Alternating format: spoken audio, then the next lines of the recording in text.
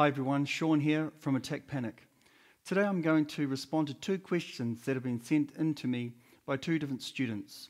One, how to overcome the fear of public speaking, and two, how to deal with panic during public speaking. I'm going to walk you through the Panic Attack Eliminator, which will teach you how to move into your fear, turn off the panic cycle, disempower your panic, and overcome your fear or phobia of public speaking. Now, there are a few things that you need to understand and know before you even think about walking into your fear. If you're really serious about overcoming your fear of public speaking, you are going to have to face your fear and walk right into it. And to do that, you and me are going to have to be on the same page. At the very least, for the Panic Attack Eliminator to be effective for you, you must know the three things, knowing where to dig for gold. Number one, you must be fully aware of where your sensations are centered in your body. During your hot moment, you will have to focus your attention in on your sensations, not the situation, the people, the exit, or whatever. You are going to focus on your sensations in your body, and you are going to talk to them. Now, I know this sounds counterintuitive, but this is so important that you do this. 2. These sensations are nothing more than a false alarm, and your false alarm is telling you to do something like, get me the fuck out of here before I lose it and everyone sees me losing it. Your job through your attitude and mantra is to do the exact opposite, to not do what your false alarm is telling you to do. You must know intimately what your false alarm is going to be telling you to do during your hot moment. And 3, you must be fully aware of all the things that you're doing physically during your hot moment in an effort to try and control or stop the sensations by way of your body language, cowering in your seat, trying to make yourself small so no one sees you, for example, along with all the other actions and behaviors, like making sure that you're sitting next to the exit. Your body language and actions are based on fear, and all this is doing is fueling the panic cycle. Your job is to not carry out these physical rituals. More on this later. Okay, so let's get into it.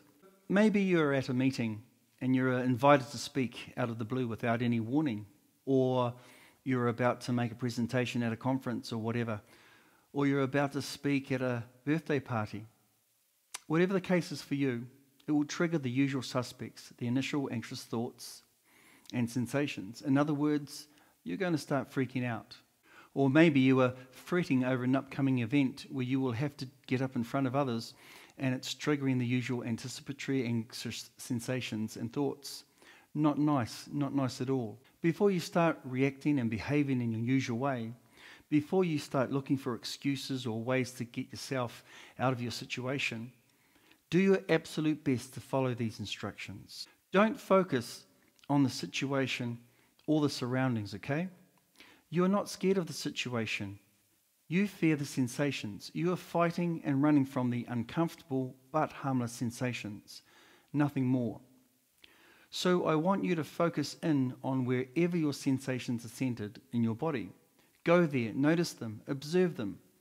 You should already know exactly where the sensations are centered before you go into your hot moment.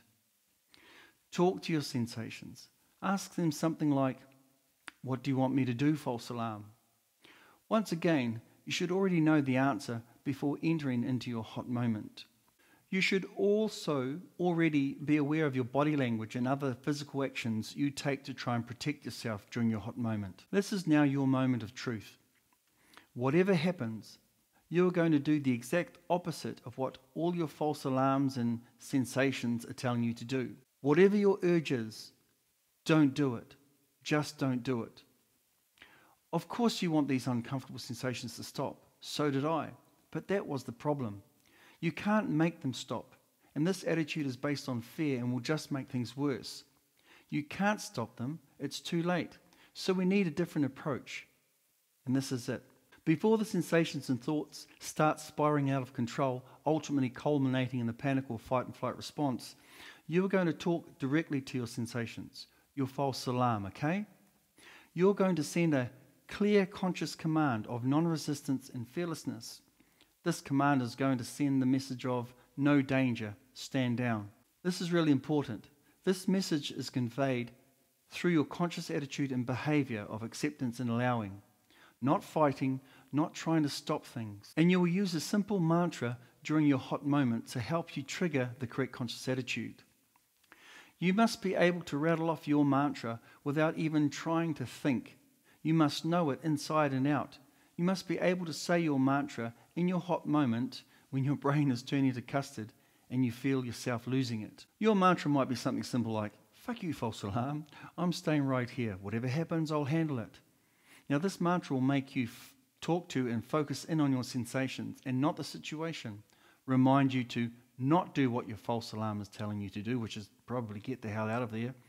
And it should also remind you to not do all those physical things that you try to do to protect yourself, like physically removing yourself from the room or cowling down in your seat to avoid the attention. All you have to do is observe, recite your mantra, and stay in the moment with a who gives a shit attitude. Whatever urges you have to protect yourself, don't do it. So this is how it looks in a real situation. This is a true story which happened to one of my students. Student N is sitting in a management meeting. It's her turn to deliver her verbal report. This immediately triggers anxious sensations centered around her heart in her case. In your case, you may be aware that the sensations are centered in your stomach, throat, head or chest. She immediately notices herself cowling back in her seat, trying to make herself small. Does that sound familiar? She's getting a bit twitchy also. She also notices herself scheming up pathetic excuses to leave the room before the shit really hits the fan. Now, instead of giving into all these initial urges to escape and run, or allow herself to say something like, "Oh fuck, here we go again," with faith, trust and understanding, she focuses in on the sensations, not the people, not the room, not the situation, and asks the question, "What is it, false alarm?" She already knows the answer to this because she has gone through the 3 things exercise, and she also has her mantra ready to go. But asking the question is part of the powerful process of observing instead of freaking out and focusing in on her sensations as opposed to the situation. Her false alarm is telling her to get out before everybody sees her having difficulty. Instead of listening to her false alarm, she sends a clear message with her mantra, "Fuck you, false alarm. I'm going to move forward and be myself. Whatever happens, I can handle it." With that, she does the complete opposite to what her false alarm is telling her to do. She ignores all the usual urges to run, fight, or resist.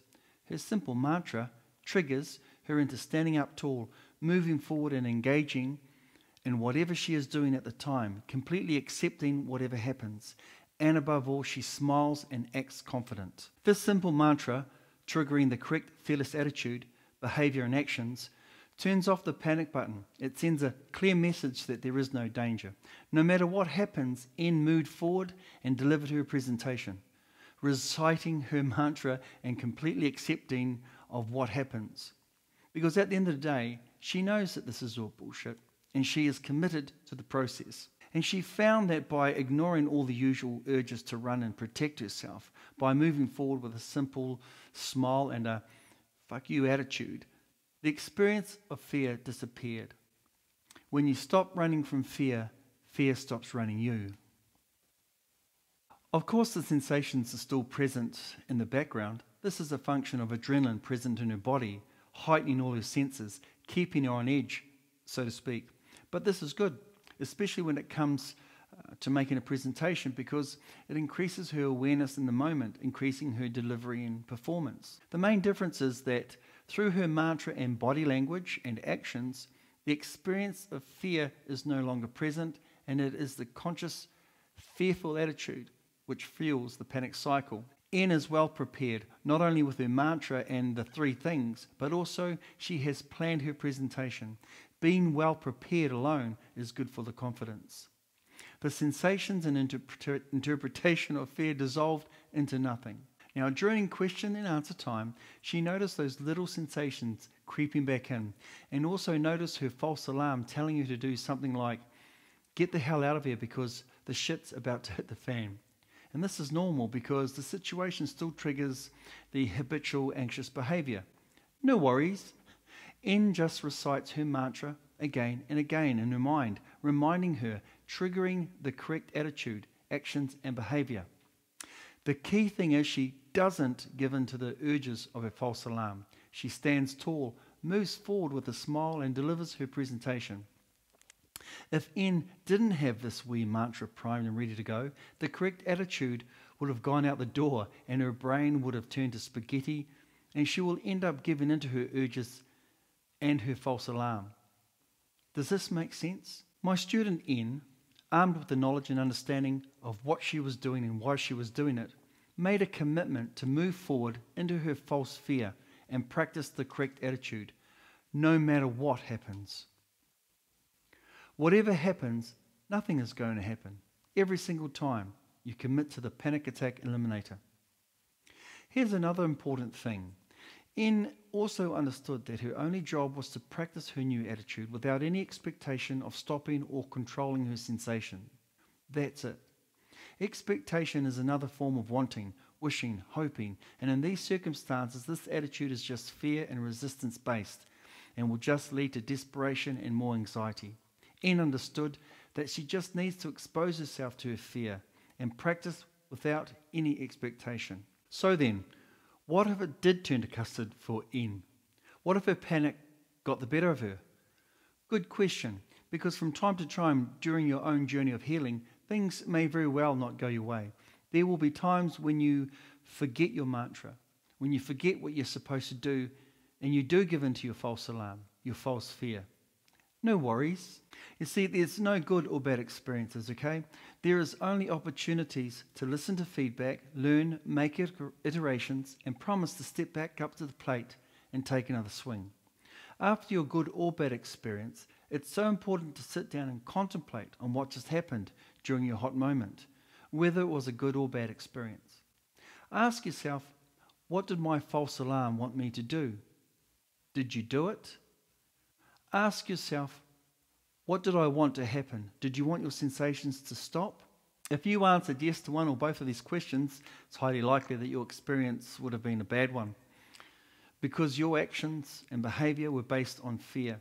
If you answered no to both of these questions, then it's highly likely that the experience would have been a good one, because you were committed to the process and ultimately did the opposite to what your false alarm and urges were telling you to do, and the experience of fear faded. Listen to your feedback, good or bad, make adjustments, refine your mantra so that it reminds you to move forward and not to give a shit, and make a promise to step up to the plate and take another swing. This is how you learn to do anything, right? Practice, listen to feedback, make adjustments, and give it another go. Now, the other thing that N is concerned about, obviously, is being embarrassed in front of others, including her peers, seeing her having difficulty. I understand this more than anyone else. This was one of my fears as well. But trust me, in my experience, as well as other students that I have coached, 99% of the time, nobody really notices that you're having difficulty, only you.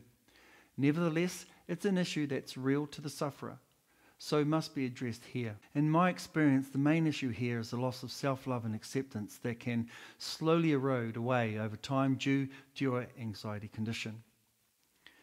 Your only way of dealing with the fear of embarrassment is with an attitude of not giving a shit what anyone else thinks. You must be willing to hang your dirty laundry out for all and sundry to see if you are truly going to heal yourself of this false fear. The more you do it, the less power this false fear will have over you. Self-love, acceptance in the moment for what is, and gratitude is the fastest way to not give a shit. So N also had another mantra up her sleeve to trigger the correct attitude of not caring what others are thinking. Fuck it. It is what it is. I love you, N. I really, really love you. Start using this mantra over and over again.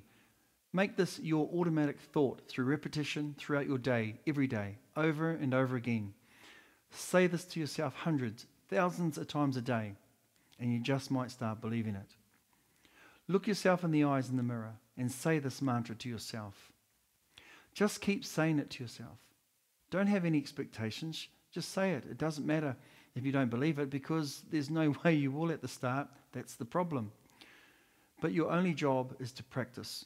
When you truly love and accept yourself exactly the way you are, warts and all, you really don't give a shit. And when you don't give a shit, your fear of embarrassment will also fade. Unconditional acceptance and love of yourself for yourself will destroy all false fears. Either do this or don't do this. There is no in between, okay? No yeah buts. This works if you work. I've been helping sufferers heal themselves for over 10 years now, so I know what I'm talking about. Plan how you are going to take care of yourself during your hot moments. Start preparing yourself by becoming aware of where your sensations are centered in your body, what your false alarm is telling you to do, and what physical rituals, actions, and behaviors you undertake during your panic-provoking situation. You must also have a simple mantra committed to memory that you can recite easily and effortlessly that reminds you of the correct attitude. Move forward and engage. Stand up strong, smile, recite your mantra, and do exactly what your mantra says. Your mantra in the heat of battle will remind you of the correct attitude. It will remind you to resist all of those urges to give in to your false alarm. You must be willing to step up to the plate and move into your fear. You must be willing to let your fear, your false alarm, do its worst. You must be willing to be okay with not being okay. Plan and prepare your speech where possible. Love and accept yourself unconditionally, warts and all. Accept what is right now, right here. If you do, you won't give a shit what other people think about you, and the fear of embarrassment will dissolve into a distant memory. Practice and persevere. You will have good and bad experiences. Contemplate on your experience, make adjustments, and make a promise to yourself to get back out there and step up to the plate and take another swing. I hope you got a lot out of this lesson. This works if you work. I've developed this process over the last 10 years, and it is very powerful at disempowering your panic and overcoming your false fear of public speaking. If you need more information, or you would like to see if I can help you as a personal coach, reach out to me at attackpanic.co.nz or simply follow the link below and book a free session with me. Bye for now.